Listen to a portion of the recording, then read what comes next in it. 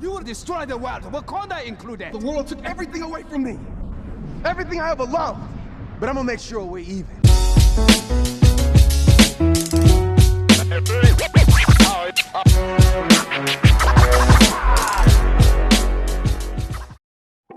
We got Killmonger wrong. Killmonger is probably the greatest MCU villain of all time, and there's no denying that. He was very captivating and charismatic to the point where a lot of us were rooting for him to win. Yes, even I was guilty of that as well. Played by Michael B. Jordan, he helped establish the character to be very complex to the point where we question between him and T'Challa who's right. Heck, you look online, they have t-shirts saying Killmonger was right. Hey, well, Killmonger's the hero, right? I've seen most people arguing that Killmonger was right in his ideals, but just went about it the wrong way. I remember one of my friends' only critique about Killmonger was that he was too bloodthirsty, and it seemed like it was forced to make sure we knew he was the villain. These arguments for Killmonger is where I say we got it wrong. See, all the criticisms or even the praise we have for Killmonger was all misguided. I argue that Killmonger was never right, and that his bloodthirsty nature actually makes sense in staying true to Killmonger's character. Now, in order for me to prove this, we'll have to look at the 2018 film Black Panther. If anyone hasn't seen the Black Panther movie, stop this video right now, go watch the film, and come back when you finish, as from this point on, I'll be spoiling the film. So, let's analyze the film from the perspective of Killmonger. If you guys are enjoying the video, please like the video, subscribe to the channel, and share to all your friends.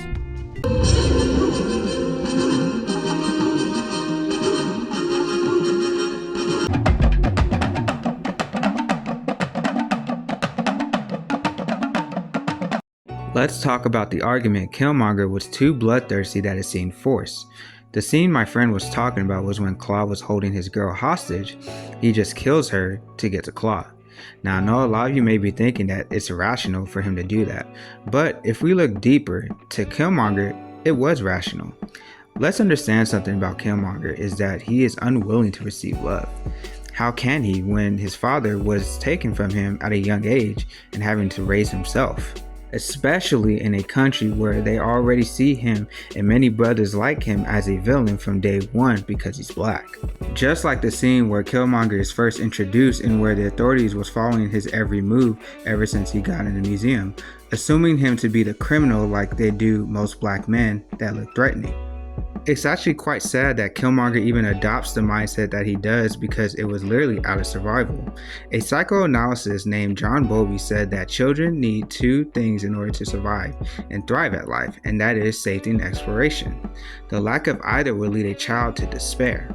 Killmonger grew up with the lack of safety because of the death of his father, which, due to that, he couldn't explore the world because he had no protection.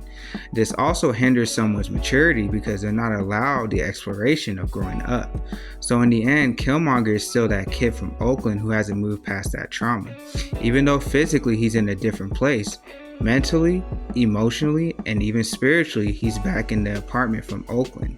If we go back to the scene where Killmonger goes to the ancestral plane, it tells us everything we need to know.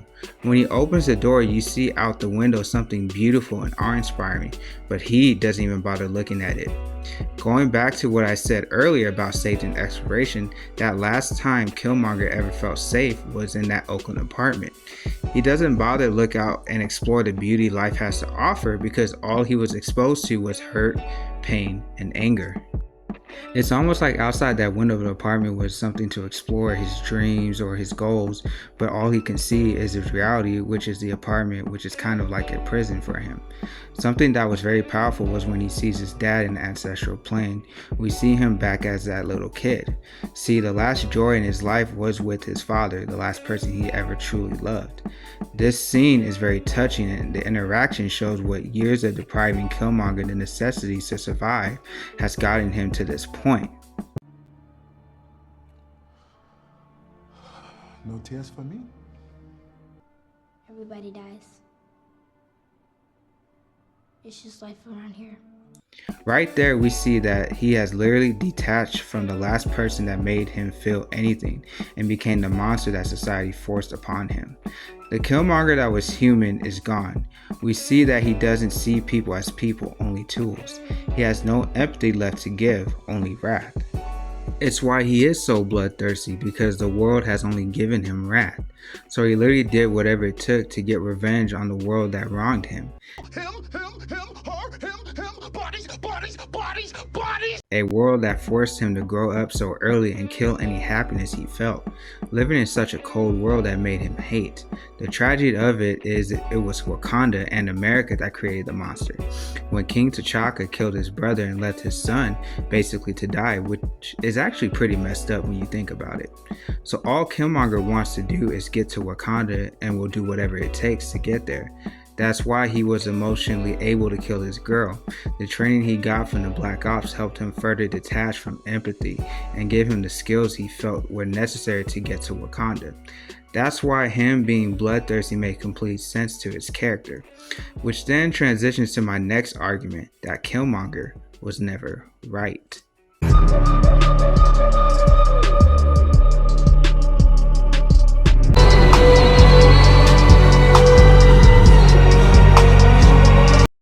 Let's talk about the argument Killmonger was right. Now, I'm not saying he didn't have any fair points he brought up, especially when he says this. You know where I'm from. When black folks started revolutions, they never had the firepower or the resources to fight their oppressors. Where was Wakanda? Yes, he made some fair points, but I argue he never really wanted that at all. His dad was the one who wanted that. He wanted to liberate his people and use the tools that Wakanda has in order to do it. Killmonger, on the other hand, didn't want that. Even though his arrival to Wakanda helped change a lot of their customs in many ways, I don't think that was Killmonger's entire goal. His true intentions wasn't to liberate black people from oppression. It was to get revenge on those who hurt him. So he manipulated everyone, including himself, about wanting a revolution and having an empire where black people are on top, when in actuality he just wanted to get back at the world that took so much from him, including Wakanda. Let me explain. See, Killmonger, like I said earlier, has no humanity because of Wakanda and the world. The world who is always unkind to people that look like him regardless of his character. I think we've all known that ever since the slavery days. The most heartbreaking thing to me is how Wakanda abandoned him and made his life worse. I want you to imagine your father telling you a story of a place that sounds so magical, filled with people that look like you. A utopia that creates nothing but success and wealth, and not what you see in America, which is hardships, pain, and hopelessness. Now imagine that utopia community's king kills your father, the person you love most, and abandons you like you're a disease that needs to be getting rid of. How would you feel? How would you react? Wakanda gives me a lot of Talented 10 vibes, or what most people would consider bougie. Anyways, it was disheartening because it was his own people that did that to him. You are wrong! All of you are wrong! Almost a reflection of how black on black crime, or how the community doesn't come together as much and leaves the black children abandoned. So his whole plan was to infiltrate Wakanda and use those resources to lash out at Wakanda and the world for the life they gave him. So you may be asking, how did he manipulate everyone? Well, for starters, he gave certain people in power the things they've always wanted. He gave W'Kabi Claw, a man that killed his parents that he wanted dead. He told Claw about various places of vibranium which he knew would alert Wakanda. He also manipulated Wakanda with him talking about revolution and how Wakanda's role can play in it, when in actuality he just wanted revenge for what they did to him. So the scene I showed earlier when he talks about revolution was really him manipulating Wakanda to use their resources in a war that'll just kill both the world and Wakanda. Now many of you may be saying, I can see how he manipulated everybody, but how did he manipulate himself? Well, in the Happiness Hypothesis, a book written by psychologist Jonathan Haidt, he explains that we all have this rose-colored mirror where we think we have special information about ourselves. We know what we are really like inside, so we can easily find ways to explain away our selfish acts and cling to the illusion that we are better than others. This relates to Killmonger, and he only did all the killing just to get to Wakanda and get to the highest power, which is king, to use this nation for his selfish ambition. The reality is he was just on a revenge tour, that's it. However, he uses talks of revolution and liberating black people from the powers that be to try and manipulate himself from what's his real objective. We don't want to see ourselves as the villain, so we come up with any excuse to see ourselves as the good guy. That's how he manipulated himself. Let me ask you guys something. If Killmonger really wanted to liberate his people and create an empire, why would he burn down the flowers that gave the king of Wakanda special powers? If you really wanted to build an empire, why would you burn down one of your greatest power sources? A person that wants black people on top wouldn't do something this arrogant to destroy the next generation's leader. We see the real Killmonger come out in the last fight with T'Challa in this scene. Your reign is over. You set up here safe and protected. You want to see us become just like the people you hate so much. Divide and conquer the land as stated. Nah, I learned from my enemies. Beat them at their own game. You have become them. You will destroy the world, Wakanda included. The world took everything away from me. Everything I ever loved. But I'm gonna make sure we're even. I'm gonna track down anyone who would even think about being loyal to you. And I'm gonna put their ass in the dirt right next to Zuri. There is an African proverb that says this: the child who is not embraced by the village will burn it down to feel its warmth. Killmonger was on the path to do just that.